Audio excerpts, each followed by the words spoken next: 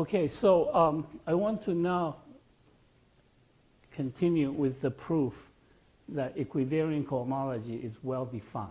Okay? And then after that, I want to introduce you to spectral sequences. So spectral sequences is a method for computing the cohomology of a fiber bundle. Okay? And if you read a book on spectral sequences, it looks very complicated because there are all kinds of indices, you know. So it's what Raoul Barre calls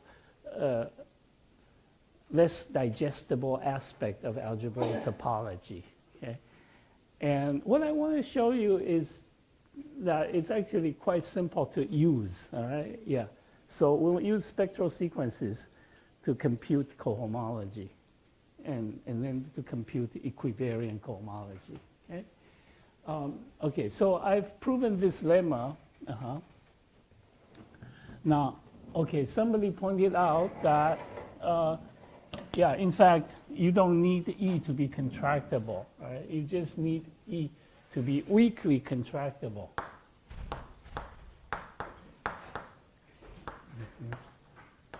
So all the homotopy groups of E are 0. Then you have this lemma, okay? And I need a fact from algebraic topology, and this is in Hatcher's book.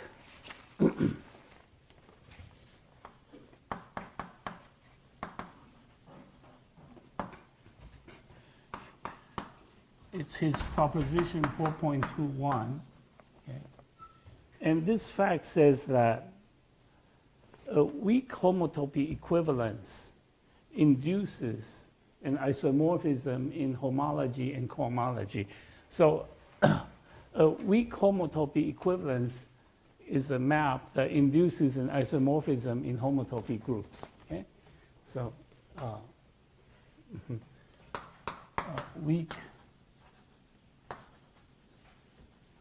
homotopy equivalence F from one space to another.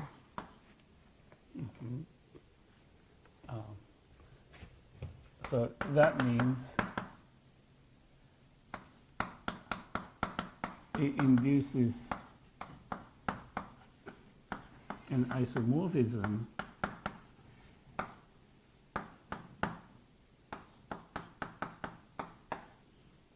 for all k. Okay, that's a weak homotopy equivalence.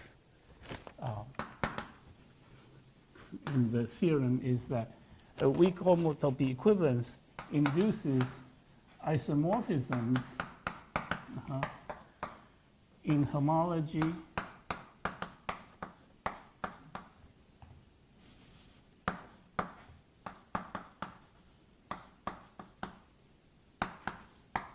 and cohomology for all coefficients A.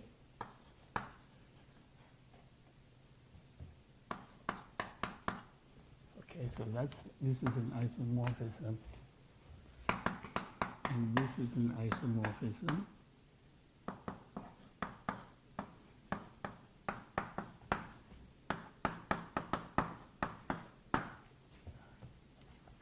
For all K. And all coefficient groups A.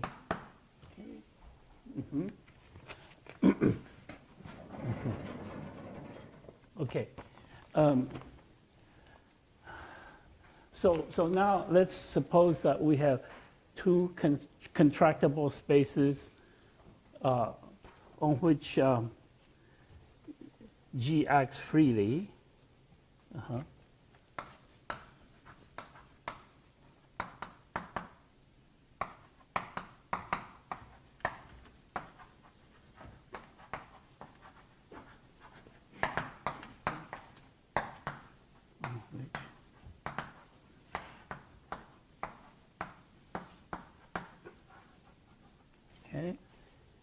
And we will also assume that they are the total spaces of principal bundle. So E1 mapping to E1 over G, and E2 mapping to E2 over G are principal G bundles. Okay. Pardon? Yeah.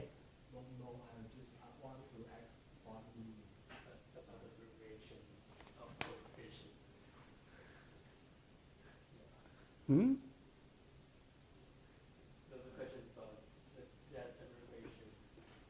Oh, coefficient groups. Coefficient groups A. Okay? You can use any coefficient.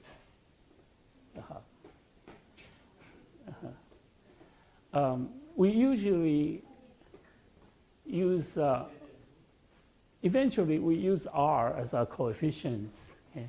Because we want to use differential forms to calculate equivariant cohomology. But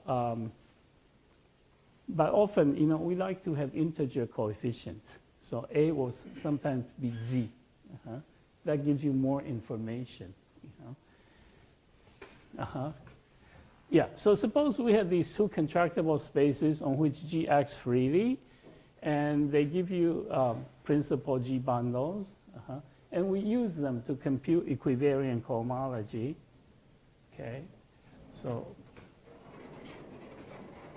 and we want to show that we get the same answer, whether we use E1 or E2. So, yeah. So then we let P be equal to E2 cross M. And so we know from Cartan's diagram that E2 cross M over E2 cross M over G is a principal G bundle.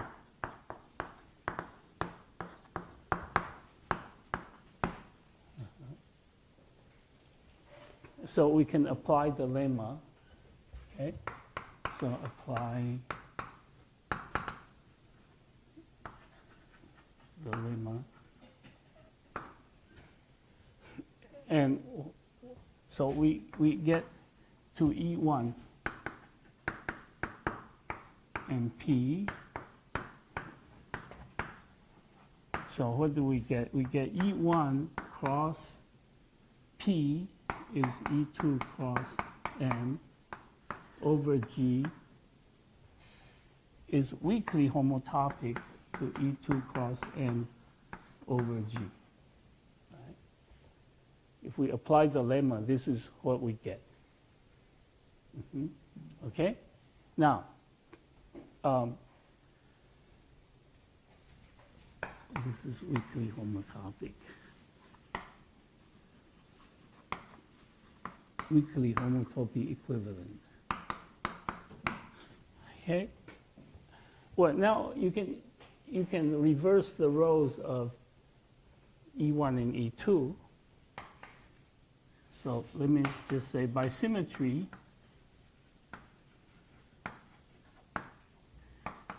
E2 cross E1 cross M over G is weakly homotopic to E1 cross M over G. Okay? Just reversing 1 and 2. But these two spaces are homeomorphic. Right? You're just reversing the first two coordinates. Okay? So, yeah. Now,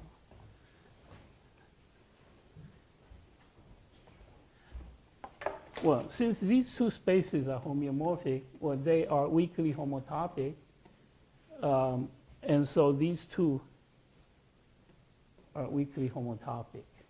Okay.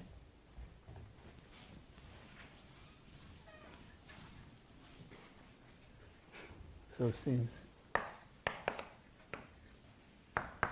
E1 cross E2 cross M over G and E2 cross E1 cross M over G are homeomorphic.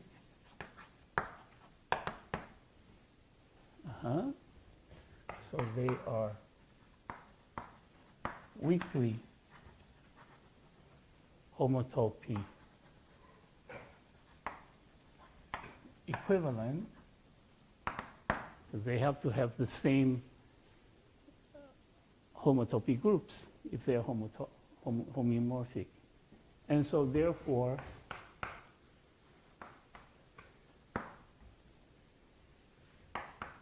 E1 cross M over G is weakly homotopic to E2 cross M over G. And now if you use that fact from algebraic topology, then you can conclude that the two spaces have the same cohomology. Okay? So by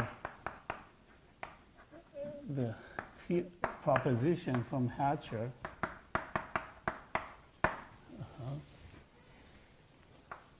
the cohomology of E1 cross M over G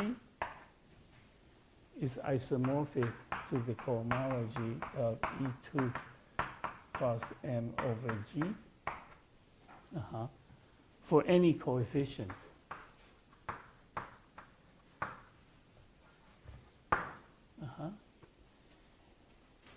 And this is our definition of equivariant cohomology.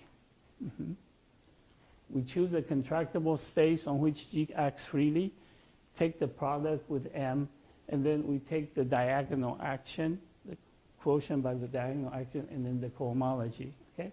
So this proves that equivariant cohomology is well defined.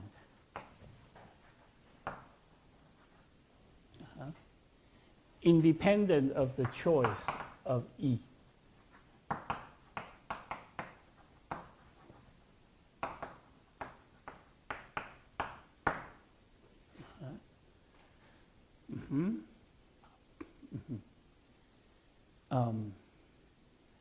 Okay. So are the two spaces really homotopy equivalents? Or they're just weakly homotopy equivalents? In the category of CW complexes, okay, we have a theorem of Whitehead. Okay?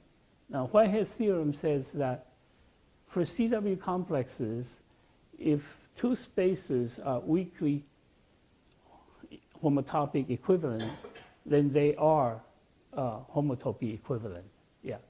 So if we deal with CW complexes, then these two spaces are have the same homotopy type. And yeah, in fact, we only deal with CW complexes, so they will have the same homotopy type. Yeah. Okay. So now I want to tell you about spectral sequences.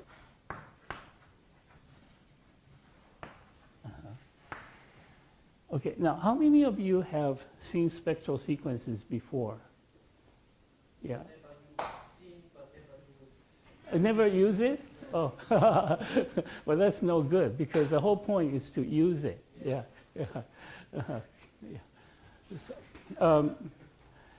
So, you know, a spectral sequence, you know, it's like a book with many pages. And so you start with one page, and then that page is a differential group. So you can take its homology or cohomology and then you get the next page. That's its cohomology. And it is a differential group again, so you can turn the page again, and you get the cohomology of the previous page. So it works like that, okay? Yeah. And that book could be infinite. Never ends. However, we deal with spectral sequences that's bigraded, so it comes as a grid. And if you look at each box in the grid, as you turn the pages, eventually the box will stabilize. So after finitely many pages, each box will not change anymore. Okay? And that's your E infinity. And then Leray theorem says that E infinity is the cohomology of the total space that you're trying to compute. Okay? So we start with a differential group. Okay? So a differential group is a group with a differential, so it's a pair. ED, where E is an abelian group, and D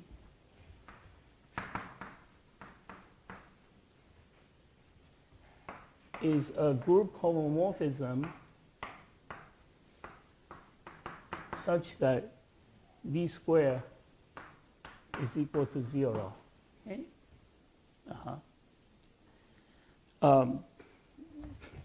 So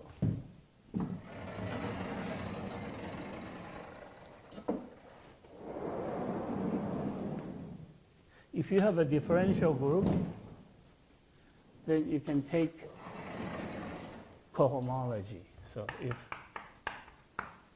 ED is a differential group, then you have this picture, right? D goes from E to E, followed by D going to E, and the composition is 0.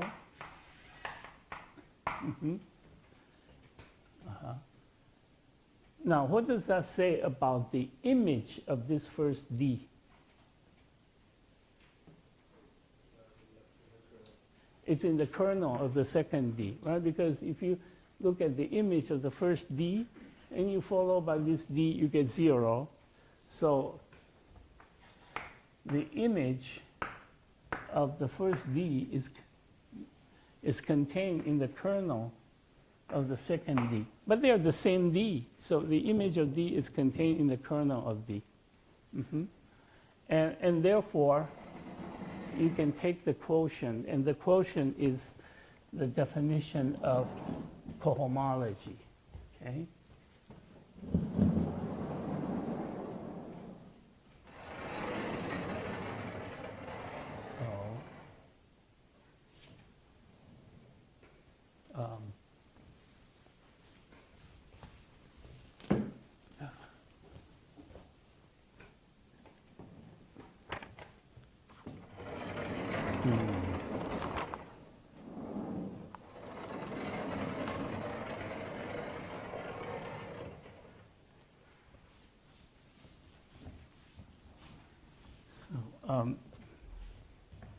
So we can define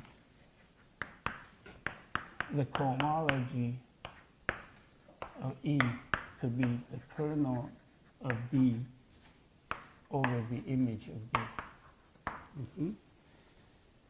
Whenever you have a differential group, you can define cohomology, and the image of D, okay, consists of elements that are called coboundaries.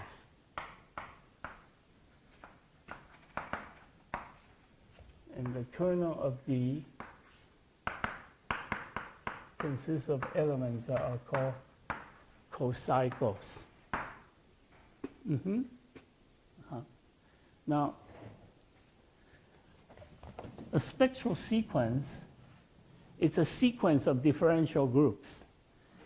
so that each one is the cohomology of the previous one. Okay? So a spectral sequence is a sequence ER dr of differential groups such that each one, so ER is the cohomology of the previous one, ER minus 1, DR minus 1. For, okay, so the spectral sequence usually goes from 0 to infinity, and then this is true for R greater than or equal to 1. Okay. Now, usually we assume that there's a bigrading on the spectral sequence. Let's see.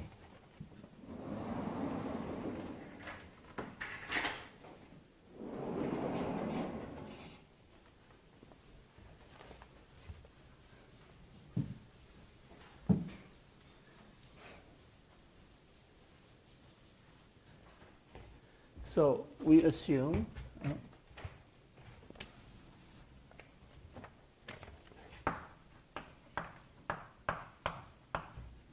that ER is a direct sum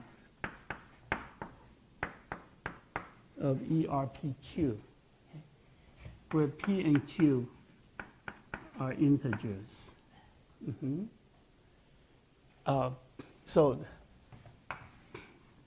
So that means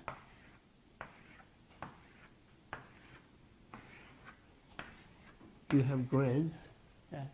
And we usually assume that ERPQ is 0 for P negative or Q negative. Okay? So that means it's a first quadrant spectral sequence. It's 0 here, 0 here. It's 0 outside the first quadrant.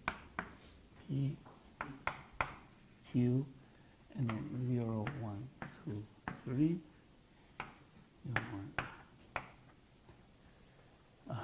Yeah, so it looks like that. That's ER. And then DR, it moves across R unit and it moves down R minus 1 units. It moves down one less than it moves across. So DR goes from ERPQ to ER P plus R Q minus R plus 1. Okay? Okay. So D2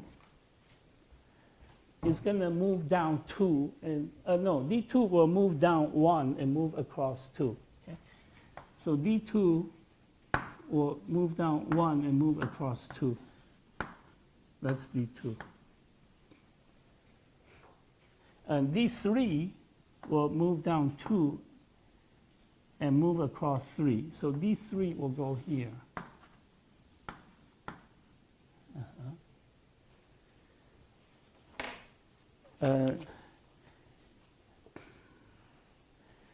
And D4, okay, what's D4? For this particular box, it will be 0, right? Because it moves down 3, move across 4, it goes there, it's 0. Yeah.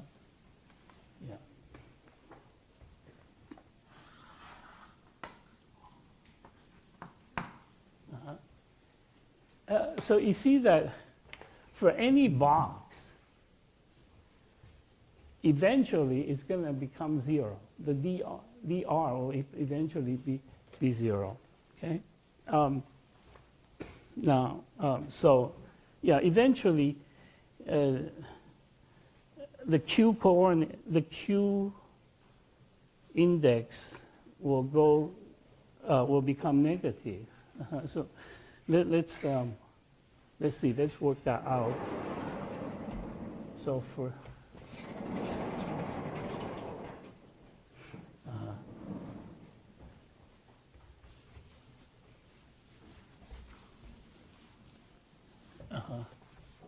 so suppose we fix a box. So we fix PQ. Then VR, yeah, goes from here to here. And so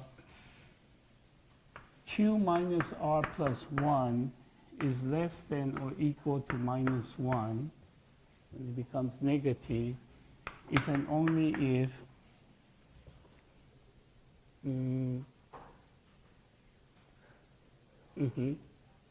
So we move this over, move R over to the other side. So if and only if Q plus 2 is less than or equal to R. Okay? So if R is greater than Q plus 2, then it will be 0. So if R is greater than or equal to Q plus 2,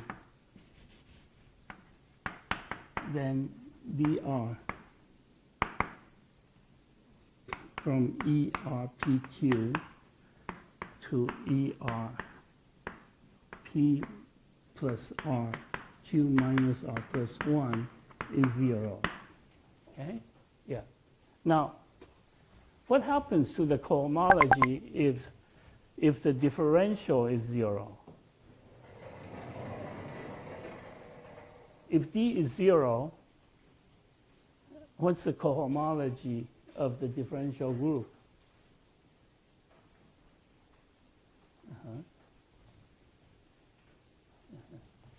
So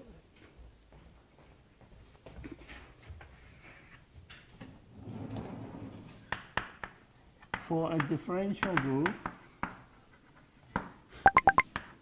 ED, if D is 0, then the kernel of D, what's the kernel of D if D is 0? It's the whole thing, right? It's E. The whole thing goes to 0. And the image of D is 0. So the cohomology of E is E over 0, so it's E. Okay. So if D is 0, then when you take cohomology, it doesn't change. Okay? And so what that says is that if R is greater than Q plus 2, then D is 0. So then at that point, when you take cohomology, it doesn't change. It never changes again. Because D of Q plus 2 is 0, D of Q plus 3 is 0, and so on. Okay, so so if R is greater than or equal to Q plus 2, then BR is 0, and ERPQ will be the same as its cohomology, which is ER plus 1 PQ. And then that's the same as its cohomology, which is ER plus 2 PQ. Yeah. So now the R is the page of you say. Yeah, R is a page of my book. Yes. Okay. Infinite book. Infinite book. It's an infinite book. Yeah. However, after finitely many pages, this particular box will not change. It will be the same when you keep on turning the page. And so we define that to be E infinity. So the stationary value is called E infinity for a particular PQ. you see, the thing is, as P and Q increase, this, you have to turn more and more pages, you see. So you cannot have a finite book that gives you the answer. You need an infinite book. Yeah. But I think you should first define PQR inductively. I mean, you Oh. have to define. Okay. So, yeah, right. Well, the thing is, no, when you have, that's right, yeah. I should define EPQ. Yeah, let's see, let's define it here.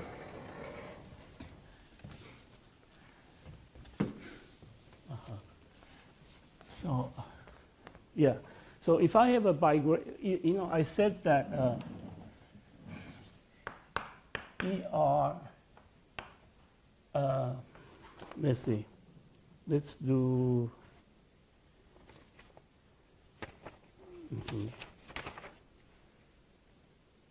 let's do ER plus 1. Okay, ER plus 1 is the cohomology of ER. Now, if we have a bigrading, this is the definition, ER plus 1 PQ, okay? So it should come from the PQ box. Therefore, you should take the kernel of B on the VR, on the PQ box. Okay, and so that will go to ER P plus R Q minus R plus 1. And then you divide by the image of VR, but it should end in the PQ box.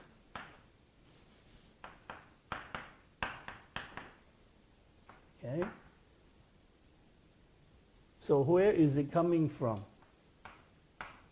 From which box is this VR coming from? P minus R, Q plus R minus 1, okay?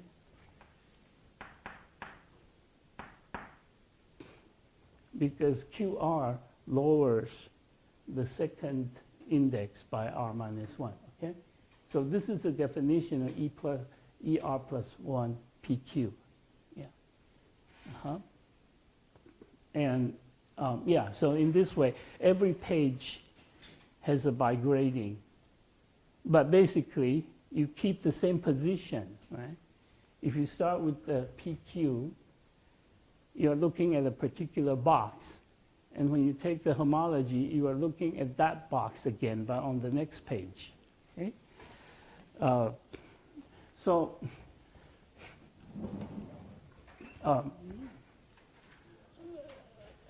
here, this, yeah, I should put it here. So this stationary value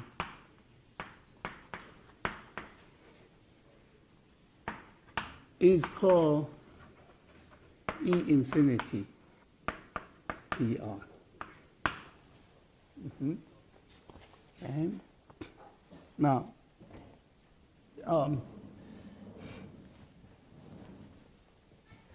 okay, now I'm going to define a filtration.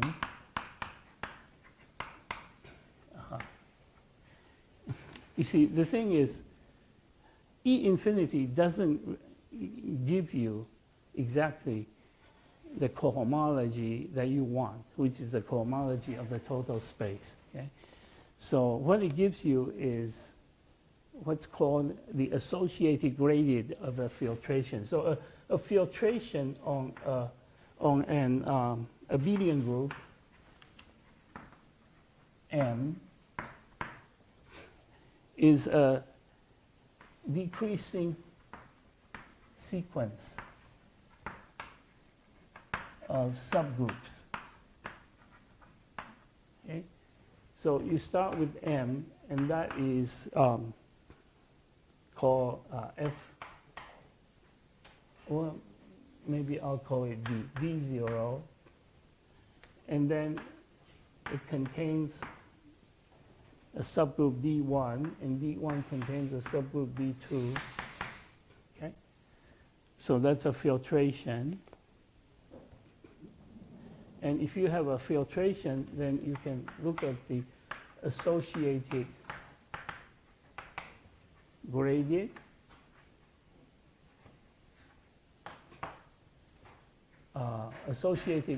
group of the filtration, and that is denoted GM, and it is D0 over D1. You take this quotient and then this quotient, D1 over D2, D2 over D3, and so on. Okay, so that's the associated graded group of the filtration.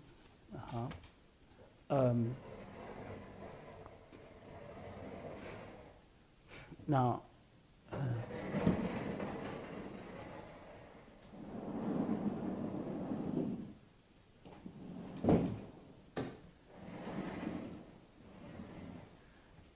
when you have a bigraded complex, there are two natural filtrations. So a bigraded complex looks like this, right?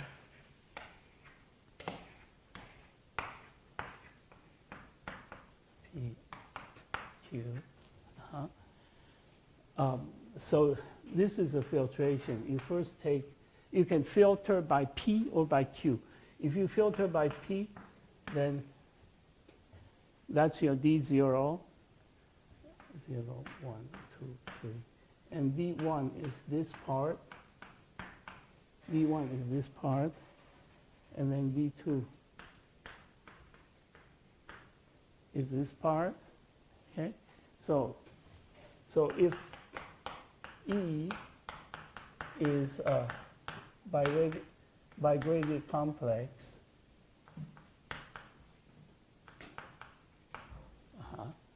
let's always assume that it's a first quadrant complex, so the rest are 0, right? So actually, so then PQ are integers, and they are both greater than or equal to 0.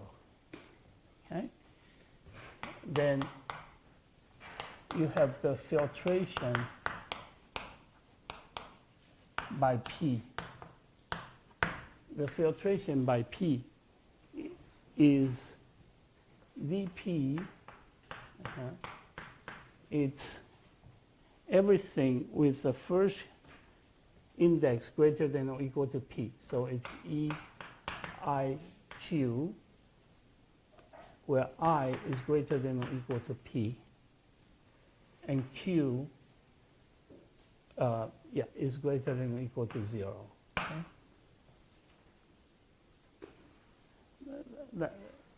That gives you a filtration by P.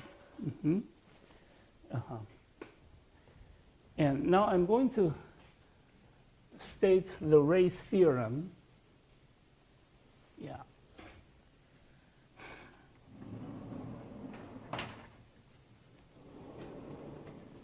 So the race theorem allows you to compute the cohomology of a fiber bundle. Okay. Yeah.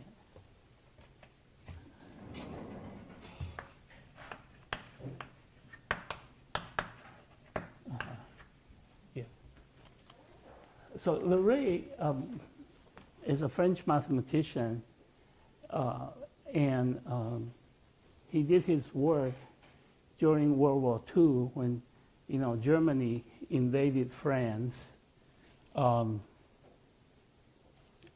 And he was put in a prison because, I guess he didn't want to work with the Germans.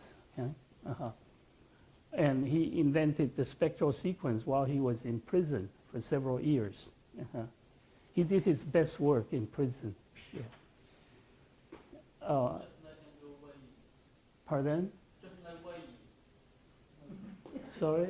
Wei cohomology, the Wei. They? Wei. Yeah. Um, W-E-I-L. yes. Well, in the person. Yeah, well, they, Wei.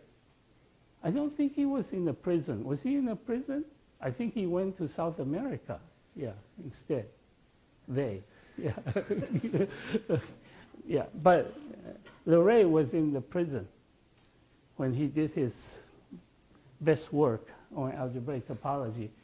And, you know, later, like, he gave some talk at the Institute for Advanced Study at Princeton. And, you know, like every lecture, like me, you know, we make mistakes on the blackboard, right? So he made quite a few mistakes on the blackboard. And they was in the audience. And so they said, you should go back to prison. Because he did his best work in prison. Yeah. So Leray invented the spectral sequence. But later, Sayre used, you know, Leray spectral sequence. And he, Sayre, I think, kind of generalized it a little bit.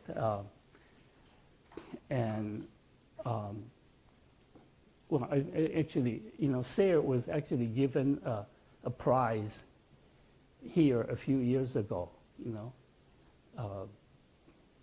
I think it was in, well, I forget when it was, but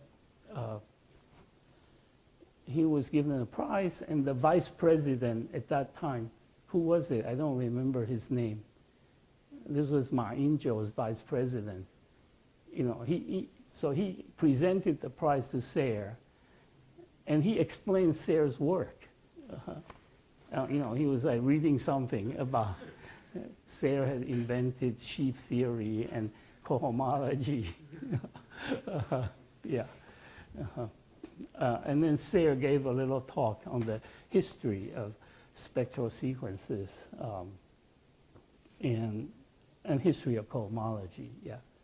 So I asked him, like, what is the difference between his spectral sequence and Leray's spectral sequence? And he said that, well, Leray's spectral sequence was for fiber bundle, you know, but, you know, I generalize it to a fibration, okay? So a fibration doesn't have to be a fiber bundle. It's just a map that has the homotopy lifting property. So it's a little bit more general than a fiber bundle. But I think the, you know, the essential idea was due to Leray, okay? So Leray's theorem says that if you have a fiber bundle,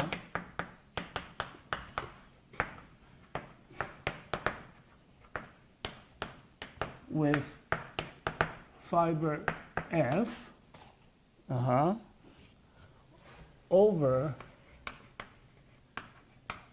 a simply connected base space B. Well, actually, his theorem is more general than this, but I want to assume B is simply connected, because then the spectral sequence is easier to describe. If B is not simply connected, you still have a spectral sequence, but, you know, it involves some sheaf theory. Now, and we also assume that in every dimension n, the cohomology of the fiber is of finite rank and free. Okay. So in other words, I mean, I can use integer coefficients. So this is a finite. This is an abelian group, and it's an abelian group of finite rank. And there are no torsions, so it's free. Okay. So again, that's just to make the theorem a little bit easier. And that, the examples that we will do will satisfy these conditions, okay? So then there exists a spectral sequence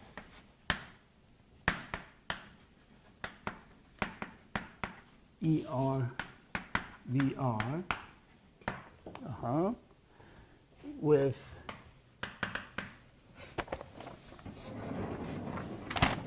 ER of PQ is the tensor product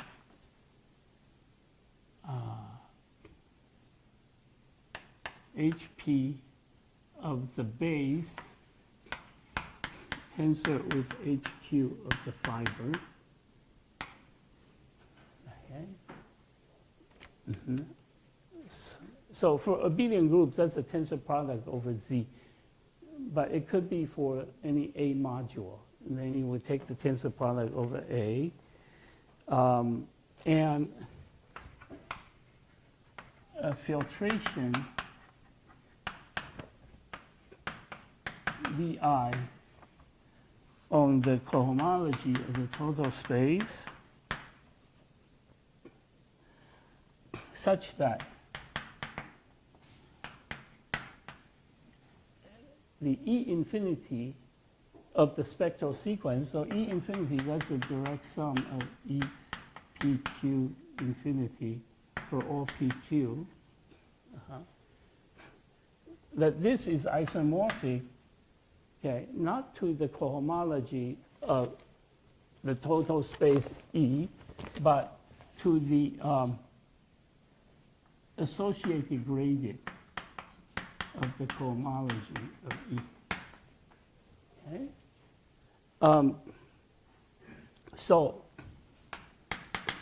Okay. Now, what that means is that now you have a filtration on the cohomology of E. It induces a filtration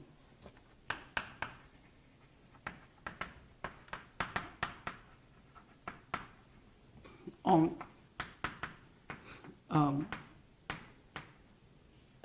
the cohomology in a particular degree n. So there's a filtration Vi intersected with Hn on the cohomology of E in degree n. So let me just abbreviate that as Hn such that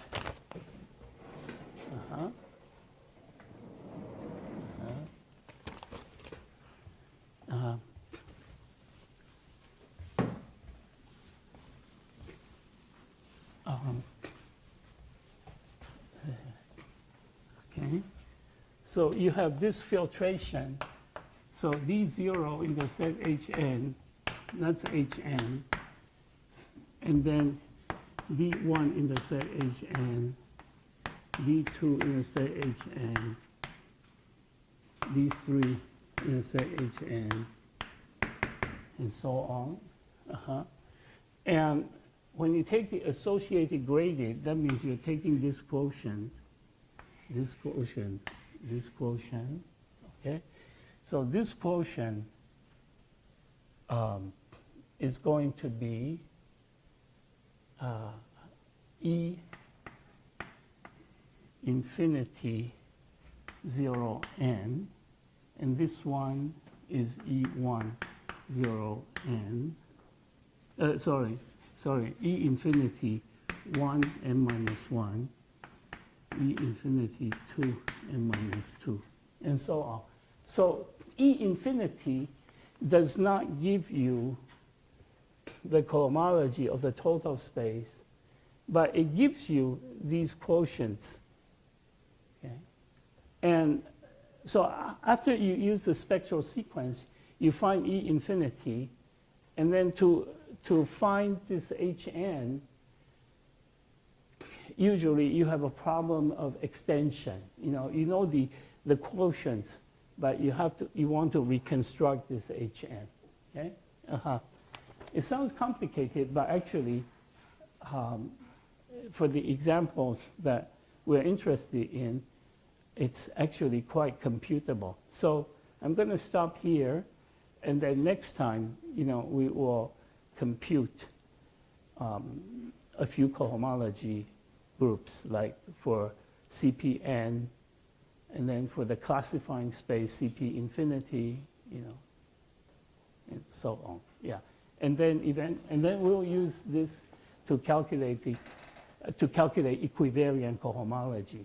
Okay, so yeah, so next time it would be mostly examples. Yeah. Okay. Yeah. What is the subscript of the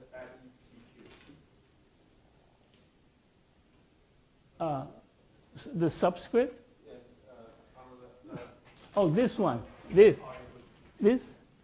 Yeah, that's 2. So Loray's theorem tells you what the second page looks like. It says that the second page is a tensor product, okay? And then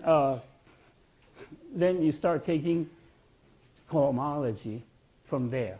Yeah, you could start anywhere, right? So in the Ray theorem, you start with the second page, then you do the third page, fourth page, and so on, until you get E infinity, and that's going to be. It gives you some information on the cohomology of the total space E. Yeah, okay? So, yeah, we will stop here today, okay? And next time we'll calculate examples, yeah? All right, yeah, good. So, and if you have trouble with the homework, yeah, you can send me an email message, or you can come see me. I'm in my office usually every afternoon. Yeah. Okay. Yeah. Okay. Thank you. In the universal for the BG, I want to ask， 我还是用国语好。好，用国语很好。就是那个时候例子是首先是这个嘛，对，就接下来是这个，S1， Yeah， 就这个的 G 是等于 S1， 这个 G 等于 C。 Yeah。那我自己平常